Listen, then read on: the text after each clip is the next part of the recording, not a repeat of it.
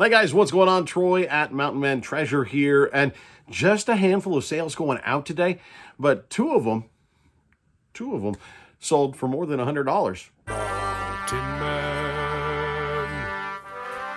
Mountain Man Treasures. Welcome into the channel, guys. My name is Troy. I'm a reseller in Montana. Garage sales and estate sales and thrift stores. I buy stuff there, and then I sell it online.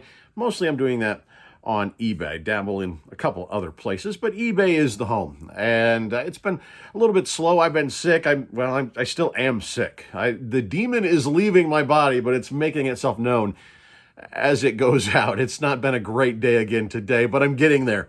I think we're on the upswing, and I'll be able to start being more active in my store again, listing, sending offers, that sort of thing. And so I hope sales will pick up. It is a rough time of year for sales anyway. Things will pick up when people start getting their tax returns back, generally, is what happens. Your sales are slow. That could be. It's that time of year. So just 5 items. I actually had it out of my store today, but 2 of those 5 triple-digit sellers. So very happy about that. Let's take a look. We'll take a look at the smalls first, get those out of the way. Here we've got an old mini helmet. I got a bag of these at Goodwill at some point for like $2.99, $3.99, and it was like half the league, I think, in there. And so it's slow money, but it's definitely, you guys know how I roll. It's worth it. These are so easy to list and to store and to ship. And just this one sold for $5.99 plus shipping. So there's money there for sure. Here we got another one of our Schaefer pens. Cool purple lavender color. Bought a whole box of these at a garage sale for, I think it was, I don't know, $3, $4, $5 something. And we're in the profit with every one we sell at this point. $4.99 plus shipping on that. Look at this cool old trefoil Adidas hat. Awesome look with the faded stonewash there. This is a cool hat. And not super valuable, but I knew it would sell at some point. $9.98 plus shipping for that guy. So let's take a look at our big money items here. Now, this one is a poster. It's a movie poster. I bought it with a whole bunch of other movie posters. And I don't remember. I think we ended up paying like $3 a piece, maybe $3 a piece. It was a box of posters. There was a whole bunch of them. There were a couple that were more high dollar. This one certainly was the best. It's not perfect. You can see down there, there's some marking, right? Some discoloration. There was some tape right there on the corner. I don't know how, there you go. We can see it had tape on it. There are a couple of just nicks, see right, okay, over here. See, it's not perfect. Okay, so there are flaws to this, but this is apparently a relatively rare poster, but it is double-sided. I can show you that. See here, we saw the 9th film from Quentin Tarantino. Look, on the back, it's got the same, but it's in reverse. And so this is a double-sided movie poster. This would have been one that hung in one of the displays at a movie theater. And they do it double-sided and reversed so that when light shines through from the back of it, how they have it backlit and it's highlighted in those cases, that it's not distorted. So this way, it shines through really bright. That's how you can tell if it's a double-sided, and you'll want to put that in your listing if you get one of those, DS or double-sided. And there's so much going on here in this poster, but Once Upon a Time in Hollywood is the movie, and because of the damage on this one, I did price it lower than the others out there. If you find this one in beautiful condition, it's actually worth more than this, guys. And I took an offer on this. It's been sitting for a while, and for a poster, there's no way I could turn it down. I got an offer for $100, and I had it listed at $143, I think. I just sort of picked a number, and I wrote back and said, hey, would you do $115? I was tempted just to take the 100, to be honest, but I thought, hey, let's see. Maybe they'll counter back. If they're offering 100, maybe they'd counter back. The worst they could do is say no, and I have a valuable poster sit for a little bit longer. They didn't say no. $115 plus shipping for a movie poster. There's money everywhere, guys.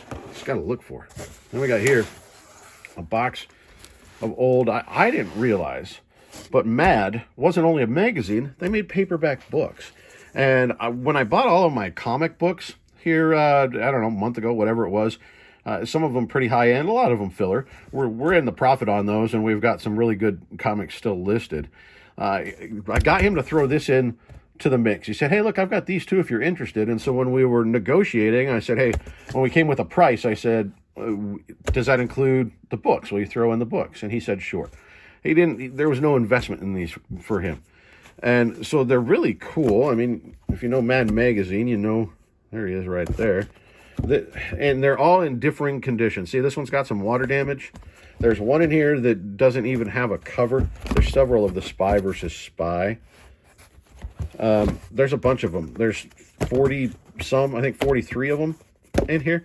And so I didn't want to look up each individual one. I mean, generally they're not worth it, I don't think, on their own, though I'm sure there are some that are worth it just by themselves. But I thought, let's just lot them all up and we'll put them out there and we'll see what happens. And I actually accepted an offer on these last week and they never paid. So it relisted. And then I got an offer on them and I sent out a counter. A little low offer, but I sent out a counter anyway. And before the person could answer to that counter offer, they sold for the full price that I had them listed at. $143.99 plus shipping for a box of old paperback books.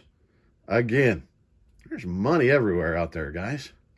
Two very nice sellers, and so very happy to see those leaving the store. The books, especially, it took up room. I'm always happy when the big stuff sells. So keep an eye out. You know, I've sold some big money posters before, maybe not quite that big, but we've sold some good posters before, and books are an area that I'm trying to learn more about. There's definitely big money in books if you want to sort of bore down and learn a little bit more about it. But guys, I'm going to cut this thing off relatively quickly here, but I do have a question for you. I've been answering some questions, and we'll get back to doing some more of those. But here coming up in April, I am going to do I guess the easiest way to describe it is a vendor show.